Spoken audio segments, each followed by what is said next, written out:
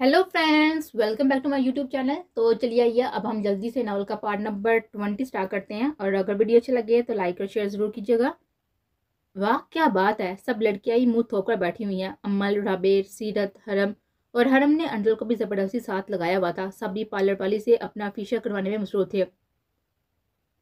अबीर हंसते हुए सबकी तरफ देखकर बोली थी, उफ अल्लाह, मैं इसके अलावा कुछ नहीं करवाने वाली। आगे ही जबरदस्ती ये पता नहीं क्या थोप दिया है आपने। सीरत बेजार सी बोलती, क्या हो गया है सीरत, इससे तुम्हारी शक्ल अच्छी लगेगी, तुम अपने निकाह वाले दिन फ्रेश फ्रेश दिखाई दोगी। अमल मुस्कुराता हुआ अपना चेहरा चेड़ की करोन से उठाकर बोले थे, तुम्हें तो बहुत शौक था ना ये सब का, अब खुश हो जाओ, साथ हमें भी फंसा दिया। सीरत बेजार से बोलती, उफ यार, वो देखो, हाँ रबे लपो कितनी खुशी से करवा रही हैं तुम्हारे साथ, लगता है जैसे जबरदस्ती हो रही है और तुम किसी और को पसंद करती हो। अमल हंसते हुए बोलते। सिरत की बात से सुन हो गई थी। एकदम से हादी का चेहरा उसके सामने आ गया था, आंखों में आंसू मार गए थे। बाप मुश्किल को कंट्रोल करते हुए लपीट कर चुप कर गए थे। तुम सब के सब ड्रामा लग रही हो, कार्टून, सब के सब कार्टून। अबीर पेपर हाथ रख कर हंसती जा रही थी, तुम भी एटम बना जाओगे, एक दफा जोया आने को आने दो। राबेल अपना सर ऊंचा करके बोलते, जिस पर अबीर ने मुंह बना लिया था। अंजल, आप और मैं प्यारी लग रही है ना, फिक्र मत करें। हरम अंजल को परेशान था देखकर बोलती, जी अंजल अपो, आप बहुत ही क्यूट सी किट्टो लग रही हैं। अबीर हंसते हुए बोलती और अंजल के साथ साथ सब हंस दिए थे। अब देखना, जोया आनी आकर हमारी अबीर को भी कीटो बना देगी। राबेल हंसते हुए बोलती, उफ प्लीज अपो, मामा को नहीं बताना, मैं ऐसा कुछ नहीं करने वाली। अबीर बुरा सा मुंह बनाकर चली गई थी और थोड़ी देर बाद ही अमल और सीरत भी मुंह धोने के लिए चली गए थे। सब अपना अपना फीशर धो लें। बस रबेल, आप मत धोना, आप थोड़ी देर बाद धोना, पार्लर वाली बोलकर बाहर चली गई थी और सब भी अपना फेस वॉश करने के बाद वहां से चली गई थी। बस रबेल आंखों को बंद किए हुए लेटे थे। असलान जो बाहर से जा रहा था, रबेल को संदा देखकर उसके पास गया था। मामा, मामा, मामा, चुड़ैल, हमारे घर चुड़ैल आ गया है। असलान दरवाजा बंद करता हुआ आहिस्ता आवाज में चलाने लगा था और रबेल हड़बड़ाकर चुड़ैल के नाम से डरते हुए उठे थे। कहाँ है चुड़ैल? रबेल डरते हुए असलान के साथ लग गई थी और असलान अपनी हंसी कंट्रोल करते हुए उसे आईने के सामने लेकर गया था। ये रही मेरी कोजी से चुड़ैल, असलान मुंह बनाकर बोला था। और रबेल ने गुस्से से असलान को देखा था, जो उसके फेस मास्क को लगा देखकर उसे चुड़ैल बोल रहा था। और असलान जहाँ से चले जाए, वरना मुझसे बुरा कोई नहीं होगा, मुझे आपसे कोई बात नहीं करनी। इंतहाई बदतमीज है आप, समझ क्या रखा है आपने मुझे? जब दिल करता है अच्छे से बात करते हैं, जब दिल करता है मुझे कुछ समझते नहीं है। राबेल गुस्से से बोलते हुए उसे दिक्का देकर वाशरूम में चले गए थे। अजलान उसे गुस्सा था देखता है वो उसके पीछे गया था। राबेल अभी वाशरूम में दाल हुई थी, अभी वो दरवाजा बंद करती कि अजलान ने अंदर दाल होकर उसे ऐसा करने से रोक दिया था। जाए यहाँ से बाहर। अजलान, कोई आ जाएगा प्लीज। राबेल उसे अपनी तरफ बढ़ता हुआ देखकर बोलते, आज जो भी है सब यहाँ तो खत्म होगा या फिर सब ठीक हो जाएगा। अजलान राबेल को अपनी तरफ खींचते हुए दीवार के साथ लगाकर बोला था, मुझे आपसे बात नहीं करनी, सुना आपने? आप इंतहाई बदतमीज जनूनी है। मुझे समझते ही बड़े बाजार में आपने मेरा तमाशा लगा दिया था, सोचा ही नहीं कि क्या कर रहे हैं आप। मुझे खौफ आता है आपसे अजलान, आपके जुनूनी पन से खौफ महसूस होता है। मुझे मेरा अजलान चाहिए जो प्यार करना जानता है, ख्याल रखना, मेरी थोड़ी सी तकलीफ से सारी रात जागने वाला अजलान। राबेल रोते हुए उसकी तरफ देखकर बोलती, पर आपको मेरी कोई परवाह नहीं है, आप सिर्फ और सिर्फ मुझे टॉर्चर करते हैं। मेरे रोने हंसने की आपको कोई भी परवाह नहीं है, जाए यहाँ से। राबेल रोते हुए उसके सीने पर हाथ रखकर उसे खुद से दूर धकेल कर बढ़ ली थी, जो उसको दीवार का हाथ लगाकर एक हाथ रखकर करीब खड़ा था। राबेल मेरी जान, तुम्हारी बातों ने मेरा दिल तोड़ दिया है, अब सब रुखती हो जाने दो, फिर तुम और मैं दोनों अलग रास्तों के मुसाफिर होंगे। अजलान उसके कान में सरगोशी नुमा बोला था। Azlan no please. राबेल नम लहजे में बोल थे, एक लफ्ज भी नहीं, अब बस, अब मुझे सुनो बस मुझे। अजलान उसके होंठों पर उंगली रखते हुए बोला था। और अजलान शाह तुम्हें आज़ादी देता है अपने प्यार से, जुनून से, अब से मैं तुम्हें तुम्हारे मामले में आज़ाद करता हूँ। तुम मुझे कभी भी समझ नहीं पाई राबे, मेरे प्यार को ना। मुझे तुम हमेशा से मेरे दिल के करीब, मेरे दिल में बसी हुई थी, पर तुमने मेरे प्यार को बेमोल कर दिया। पर अब बस मैं ये रिश्ता सच में सिर्फ अपने बड़े पापा और बड़ी मामा के लिए निभाने वाला हूँ, वरना मुझे अब सच में तुमसे कोई लेना देना नहीं है। असलान राबेल से पीछे हो गया था। खुश रहो, उसे बोलते हुए पीछे होकर बाहर निकलने लगा था। नहीं असलान प्लीज मत करो इस तरह। राबेल उसे पीछे से हक किए रोते हुए बोलती, तुम मुझसे खौफ आता है ना, मैं दूर जा रहा हूँ ताकि तुम्हारा खौफ कम कर सकूं। मैं तुम्हारे पास रहूंगा, पर हमेशा तुम्हारी दस्तरस से दूर। असलान बोलते हुए उसके हाथों को पीछे हटाकर वहां से चला गया था। नहीं, आप क्यों नहीं समझते मुझे असलान, क्यों? राबेल रोते हुए नीचे बैठ गई थी और सर हाथों में गिराकर बेताशा रो दी थी। असलान ने उसके रोने की आवाजें सुनी थी, पर इग्नोर करते वहां से चला गया था। बाबा प्लीज, मेरा कोई कसूर नहीं है, क्यों सजा दे रहे हैं मुझे? बाबा प्लीज। बाबा राइम ने जबरदस्ती की थी। बाबा सच में मुझसे प्यार नहीं है, सब झूठ था बाबा। अदर अंश के पाँव में पास बैठी हुई डोर थी और अब बस वो हवेली जाने के लिए तैयार थे, बस मेहर का इंतजार था। मेरे बच्चे चुप, बिल्कुल चुप। अंश ने उससे अपनी बेटी को देखा ना गया था और उसने उसे गले लगा लिया था। मेरी बेटी तो मेरी जान है, मेरा मान, मेरा दिल, मेरा सब कुछ। अंश उसके माथे पर पैर देकर बोला था, शुक्रिया बाबा, बहुत बहुत शुक्रिया। अदन अंश के गले लग गई थी और दोनों बाप बेटी रो रहे थे और हयान को देखकर मुस्कुरा रहे थे। मेहर तब भी अंदर आई थी और सामने अदन और अंश को रोता हुआ देखकर उनके पास आई थी और मुस्कुराता हुआ अंश और अदन के साथ लग गई थी। बाबा, मुझे भी बेटी समझ ले। मेहर मुस्कुराते हुए दोनों के साथ लग गई थी। वो आप ही मेरा प्यारा बच्चा हो। अंश ने मेहर को भी साथ लगा लिया था, उसके माथे पर भी प्यार दिया था। चले अब, सब देर हो रही है, हवेली के लिए निकलना है। हया के बोलने पर अदन और मैं जल्दी से बाइक तरफ निकली थी, क्योंकि सबका सामान पहले ही हवेली था। अब बस रास्ते में ईशा को लेना था। हया, मेरी बात सुनो। अंश ने जाती हुई हया को कलाई से थाम कर अपनी तरफ खींचा था। अंश, हमें देर हो रही है, जल्दी जाना है, जाकर तैयारियां भी करनी है, कल मेहंदी है। हया अपनी कलाई छुड़वाते हुए बोलती, आई एम सॉरी हया, बस तुम तीनों के मामले में मैं जुनूनी होता जा रहा हूँ यार, बहुत मोहब्बत है मुझे तुम तीनों में से। अंश के माथे पर अपने लब रखते हुए बोला था और अजलान, हया के बोलने पर अंश ने मुंह बनाया था। वो तो हासिर लाला और प्रिया का बेटा ना, मेरी तो राबिल बेटी है। अंश मुस्कुराता हुआ हया के माथे से अपना माथा टकाकर बोला था, चले अब जो जो ज्यादा ही शोहे मत हो, देर हो रही है अब।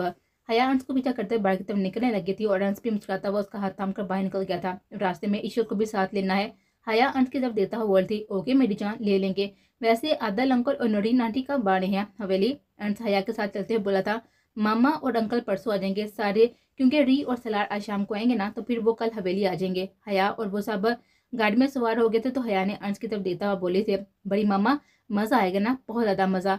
अब मेहर के बोलने पर अदन ने बेबसी से मुस्कुराता हुआ लब बीचे थे। उसे राइम की एक एक बात याद आ रही थी, तुम मेरी हो बस मेरी, राइम राना की। राइम के लफ्ज कानों में गूंज रहे थे और आने वाले पल के लिए डर लग रहा था। अल्लाह साहब बेहतर कर देना है वाला है मेरे हक में, अल्लाह साहब बेहतर कर देना मेरे हक में। अदम बोलते में आंखों को बंद कर गई थी। गाड़ी में अब सिर्फ अंश और हया की बातों की आवाज आ रही थी। वो दोनों सो चुके थे गाड़ी में। हया ने मुस्कुराता हुआ पीछे देखा था और हंस दी थी दोनों को देखकर।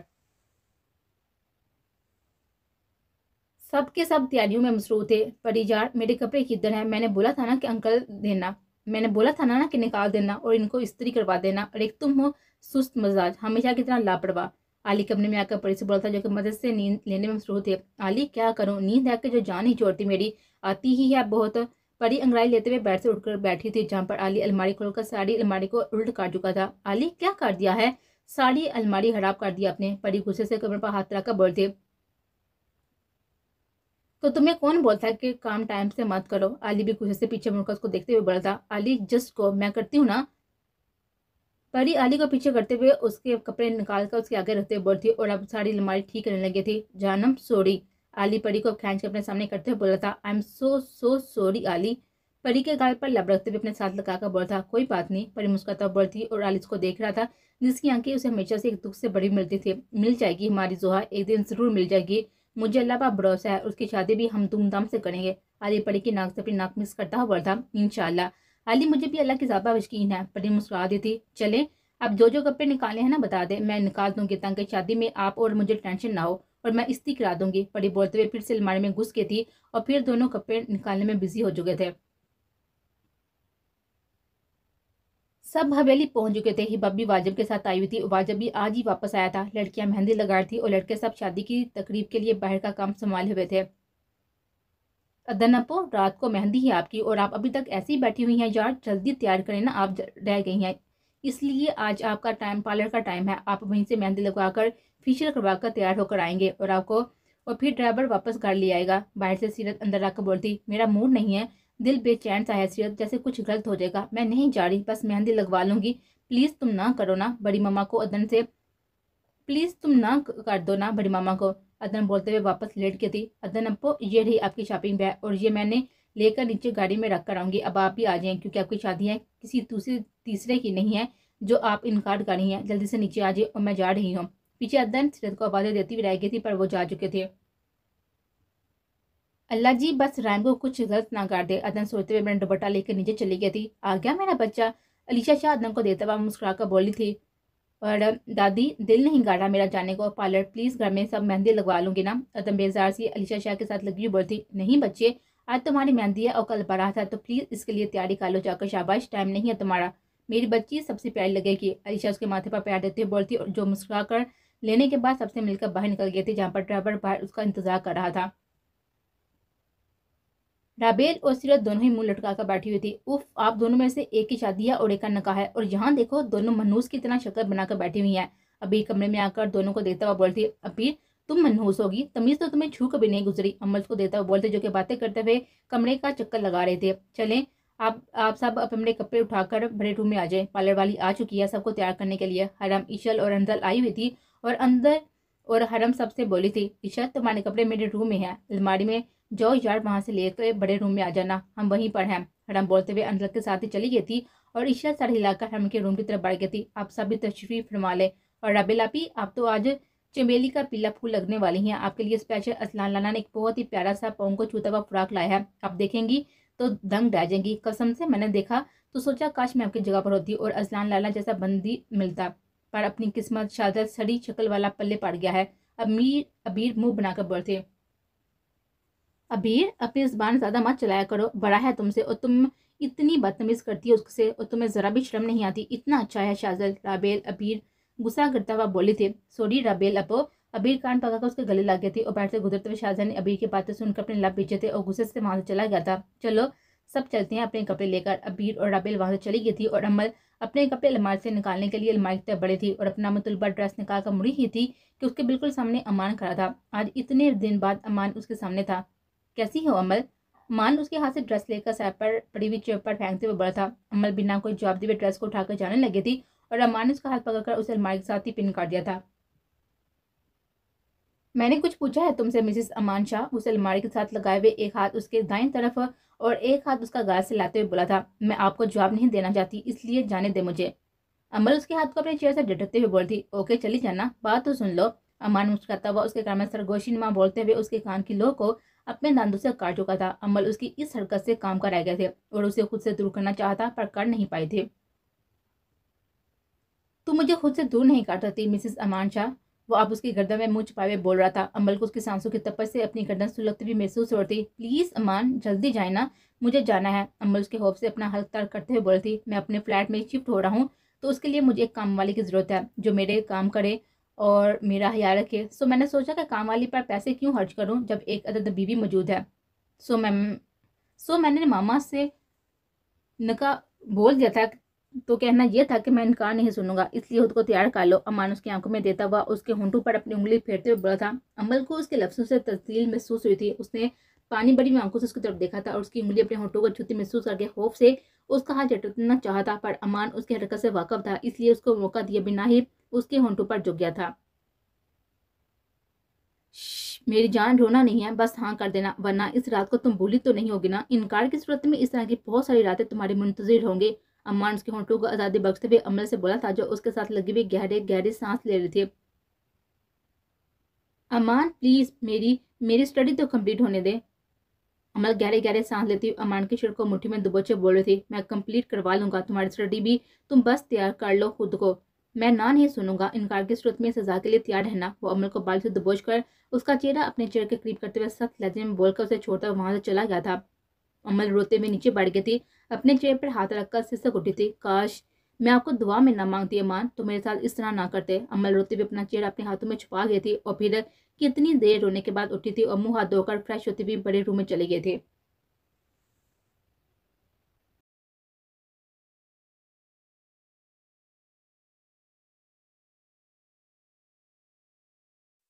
आपका सब हो गया है, पार्लर वाली लड़की अदनान को तैयार करने के बाद मेहंदी लगा बोली थी। इतनी जल्दी हो भी गया? अभी तो 6 हुए ना, अब फोन करना पड़ेगा कि मुझे ले जाएं आकर। मैंने तो 8 का वक्त दिया था, अदन बेजार से बोलती। आप बहुत ही प्यारी लग रही हैं वैसे। पार्लर वाली लड़की अदनान की तरफ देखता बोली थी, जो कि आज मेहंदी के जोड़े में हसीन लग रही थी।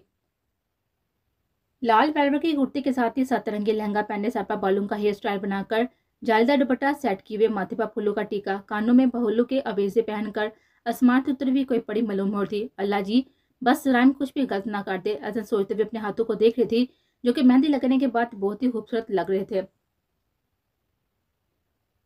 मैम आपकी गाड़ी आ गई है, बाहर आपको बुला रहे हैं। एक लड़की के बोलने बाद मुस्कुराता बाहर निकली थी। शुक्र है पापा ने जल्दी भेज दिया, वरना मैं तो बोर ही हो जाती बैठे बैठे। अदन सोचते हुए गाड़ी में सवार हो चुकी थी। वो अपने ही ध्यान थी, देख नहीं पाई थी कि गाड़ी किसी अनजान रास्ते पर जा रही है।